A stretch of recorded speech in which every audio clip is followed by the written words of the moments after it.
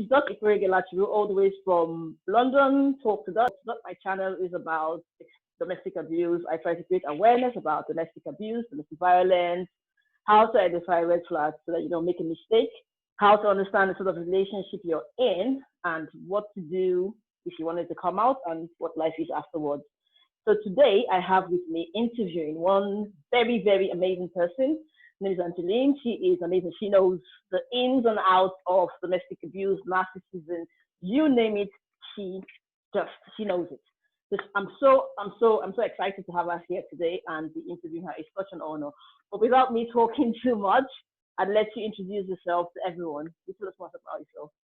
Hi, I'm Angeline Lewis, life and relationship coach and author. I am a 3-time survivor of narcissistic abuse. I'm also the co-author of 2 books, best-selling book, Success Manifesto, featuring Brian Tracy, and also the book, Evolution of Echo, authored by Angie Atkinson. So those are the 2 books, and that's me in a nutshell.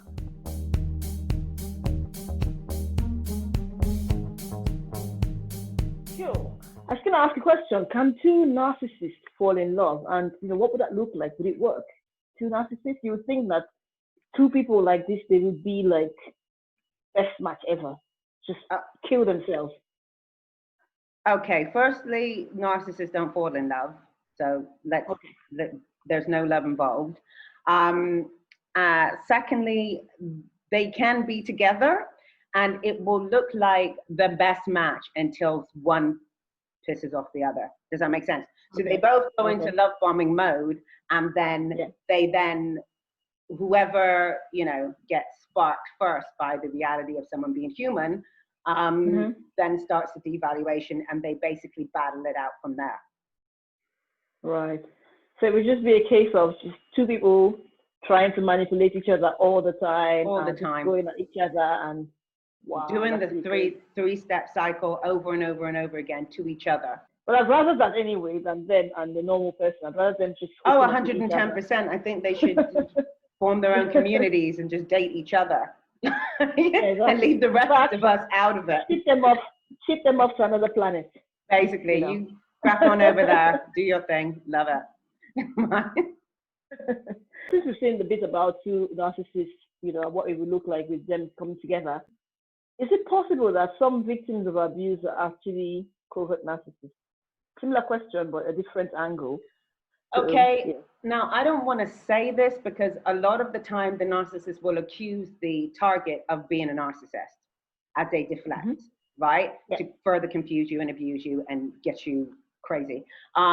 So it's possible, but that's not something that I would want to say as a blanket statement, because like 99.9% of the time, the target is the target and the narcissist is the aggressor, right? Yes. So yeah, it's possible. It's possible, but a lot of the time, the target will pick up what I would call narcissistic fleas, because as a defense mechanism from dealing with the narcissist.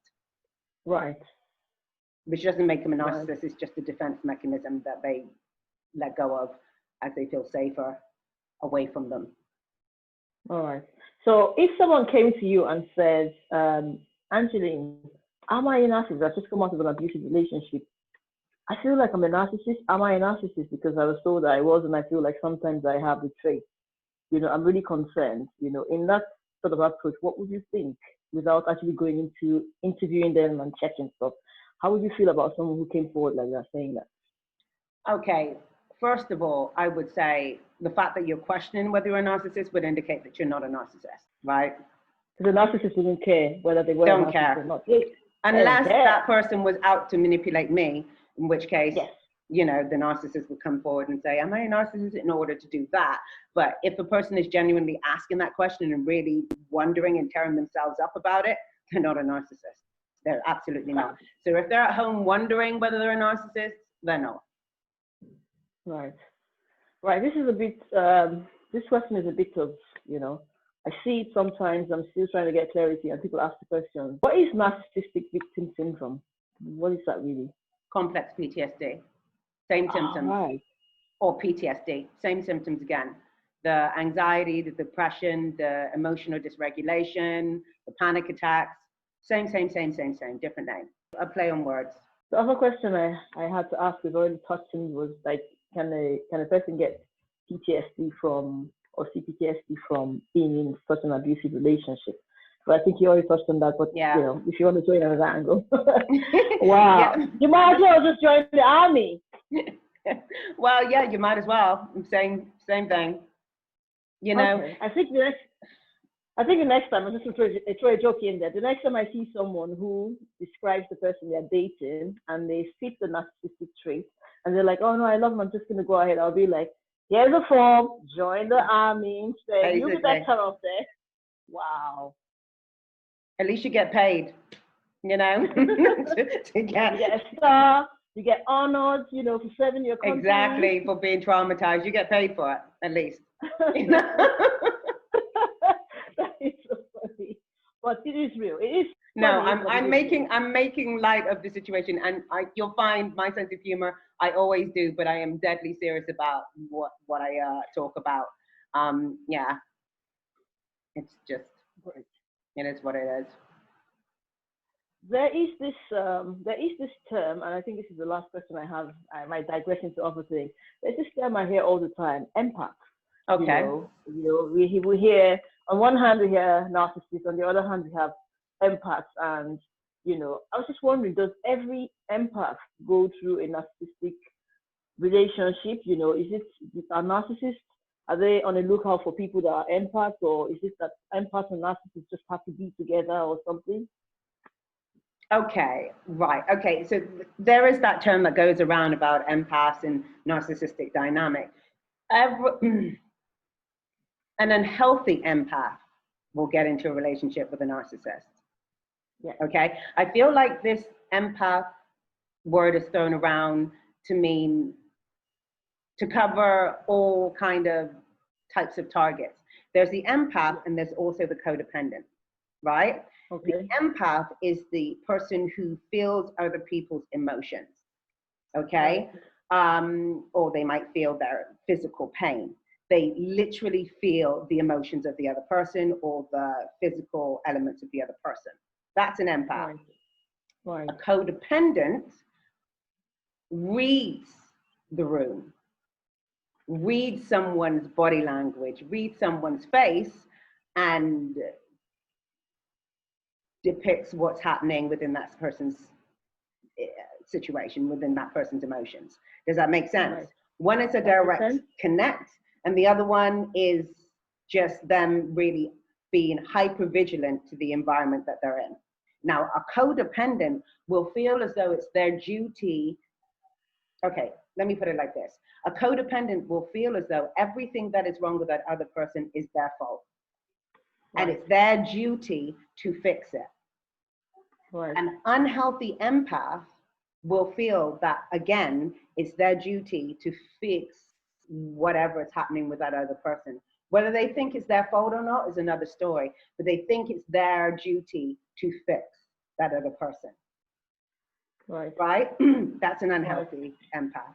They will prefer the empath because the empath will feel the need to not only fix a situation, but will require less manipulation in order to do so, right? Because they walk into the room and they feel that person anyway.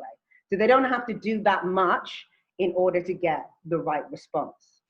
Does that make sense? Whereas with the codependent, they're going to have to be a little bit more, you know, active about their disdain or whatever the situation might be, right? Whatever they're trying to convey.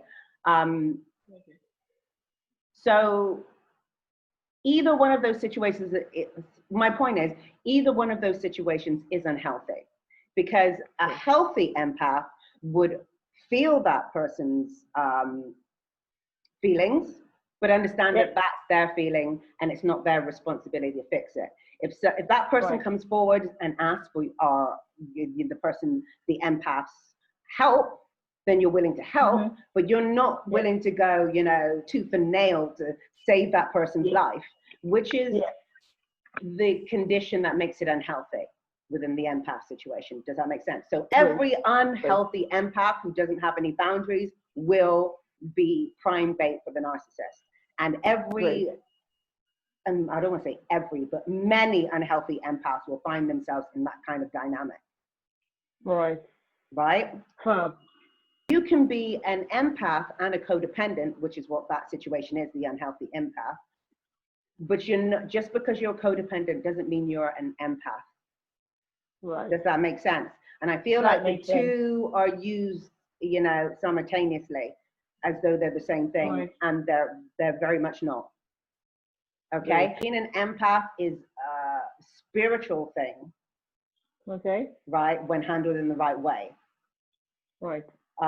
Being a codependent is the result of dysfunctional either upbringing or a dysfunctional or toxic situation that's made you feel overly responsible for somebody else. That's made you feel as though right. you are, it's your responsibility to save people. That's made you feel all of those things, right? So you can be an empath and a codependent, but codependent doesn't make you an empath. Right. Those are my thoughts on that. Yes.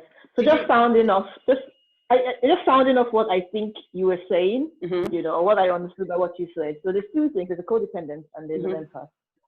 A codependent person is someone that reads physical signs in a person, and because there's something broken about them, they feel like it was their fault and they need to fix it. So, and essentially, basically, that's what a narcissist needs: someone who can nurse their emotions and take all this pain and, you know, take the blame for everything. Now, an empath is someone who feels stuff that are not really physical, so stuff that you don't say, something you don't act out. So they can come into a room and feel energies. They can feel people's moods without you even showing a sign. Now, an empath who is broken or has issues or doesn't understand their boundaries could fall into the same category of a codependent. So you're having an empathic codependent. Now, a narcissist is not really looking for an empath. They're just looking for a codependent because that's how they function. Now, they found an empath who is also a codependent, so that's a jackpot. Jackpot. Exactly. They don't have to come into the room storming and raging. They just have to sit still, and the empath can say, "Oh my goodness, what have I done now?" Because they're also codependent, and then they believe that it's my job to fix it. Right. The narcissist, like you said, doesn't have to work so hard with empathic codependent. And it's easier. With an empath, it's easier for them to be covert about their narcissistic abuse. Much easier, right? Because they're working off vibes. Right. So that's that, basically, in a nutshell. Wow, this is so much. I feel like my head is gonna explode with all this information. So guys, like I said, this is Angeline. She's amazing, as you can see. She knows this stuff, and obviously we've had to rush through 1 million questions in a short time. Bullet points, just trying to summarize. If you need to know more about this, you will need to check on her channel. And I say this a lot. If you are someone, if you just sat down here listening to this, it means that potentially there is an issue in your house. So you want to get in touch with Angeline. You want to check out her YouTube channel, see the stuff where she's got. I like the episode, the series I like is No BS. Like she just says it as it is. You know, she just tells you like this is what it is. You know, wake up. You know, get on with it. But I will come and tell us more about some of the programs and things you do to, like, you know, help people find their bearing after abuse. You know, tell us a bit more about yourself. I think I saw something about you writing a book. Yes. I'm just putting the finishing touches on my book, which should be coming out very, very soon. To pre-order very, very soon. I'm not going to put any dates on that, but it's within the next month or so. We will be out and about with the new book. Also, I run a free program, email support program where you can basically work on rebuilding in self-love, confidence, and personal power. I do the YouTube channel, which is basically more around leveling up and empowering yourself after the relationship. Whereas the podcast is more focused on the toxic and abusive type dynamics and helping you to work out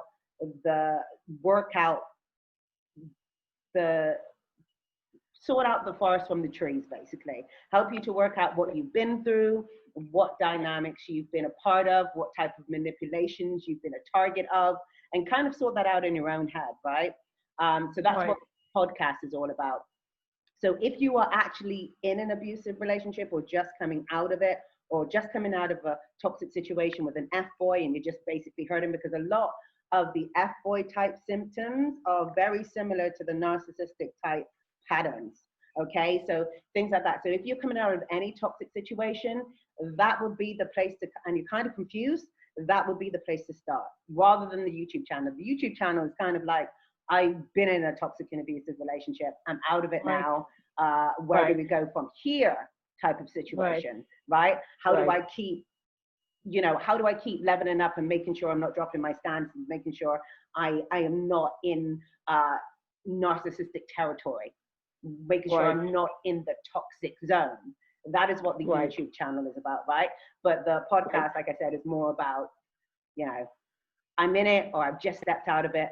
Help me to understand it. Help me to understand where I've been. Help me to understand what I need to do to empower myself moving forward. So I want to tell you about my Live and Warrior community, which is on Instagram at Live and Warriors. Check that out. Daily content to help you kind of live more empowered, remind you about all the kind of toxic type dynamics you might have been a part of, and all of that stuff. It's a great community. Come join the community, and that's basically it. Yeah. Oh, excellent. Wow. Well, thank you for coming on board. I've had such an amazing time interviewing you, listening to this stuff. I've learned so much. I need ice cream to just like calm down. It's just so much. I feel like my head is about to explode. So thank you very much. It's amazing to have you here. So much knowledge, and I hope to interview you again sometime soon. It was an absolute pleasure to be here, and anytime. Excellent. One love, sister.